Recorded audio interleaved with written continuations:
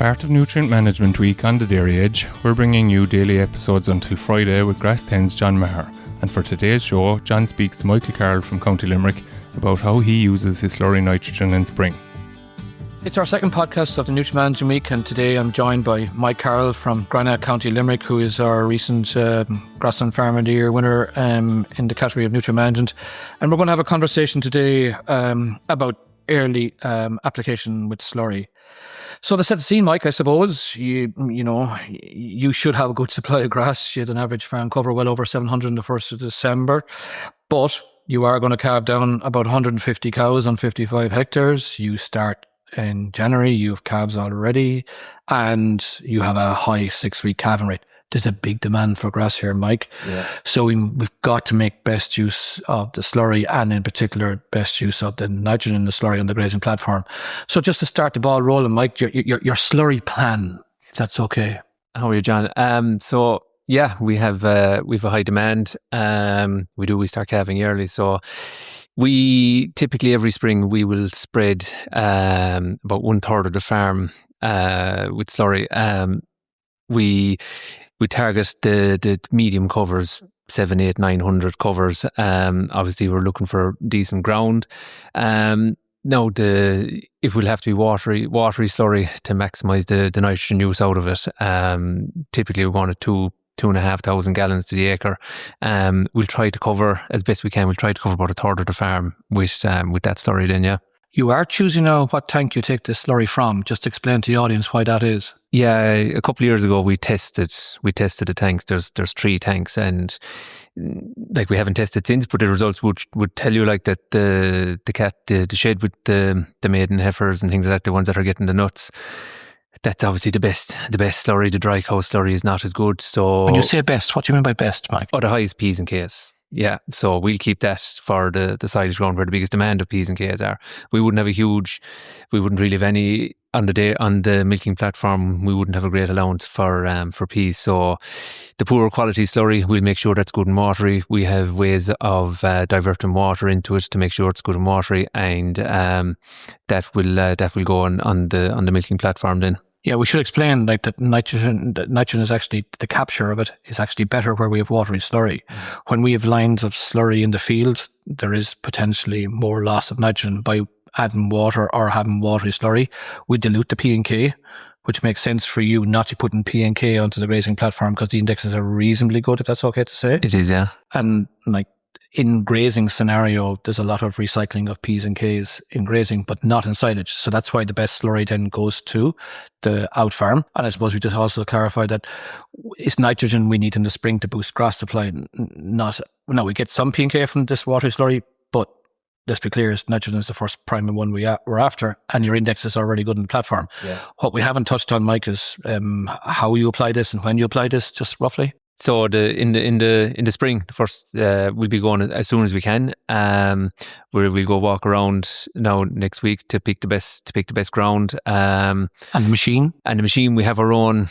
Last year and the year before we didn't get any contractor in. We were able to do it ourselves. We have our own tanker. It's a dribble bar.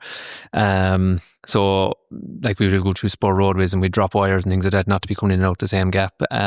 So it all has to work. But like you do get the benefit of it. So we'll cover about 1/3 of the farm. Yeah. And of course, when you're using the dribble bar too, having it watery just helps, in terms of contamination of grass and loss of nitrogen to the environment. So I suppose to follow on, Mike, that's your first application of spring slurry.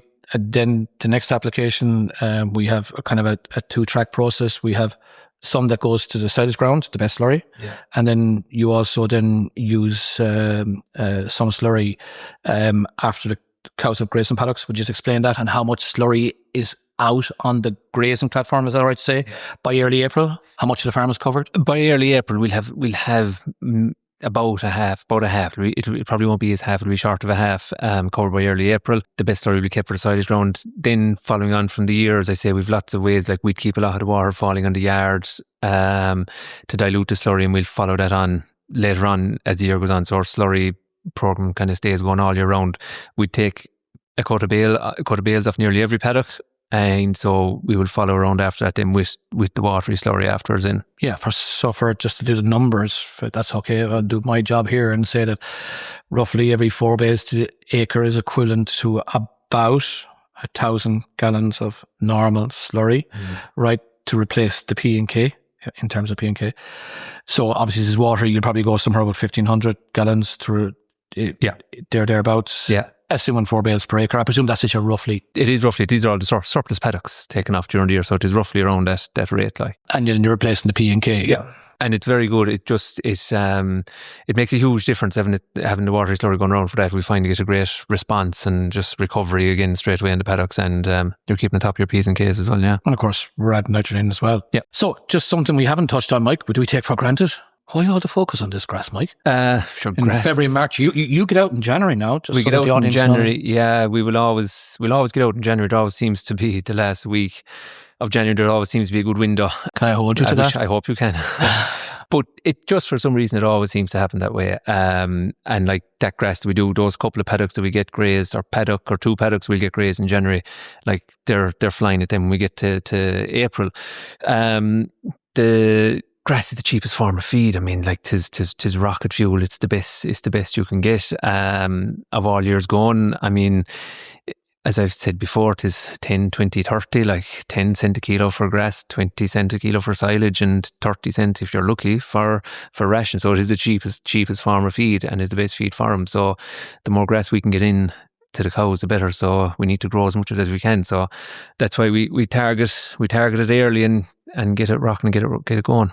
Yeah, we just to clarify now, Mike, you'll have half the herd calved by middle of February, early February. So there is a big demand. Demand, right? So that's why the focus on making best use of slurry, and particularly the slurry nitrogen, right, and to have as much grass in the time of the cows going into the spring.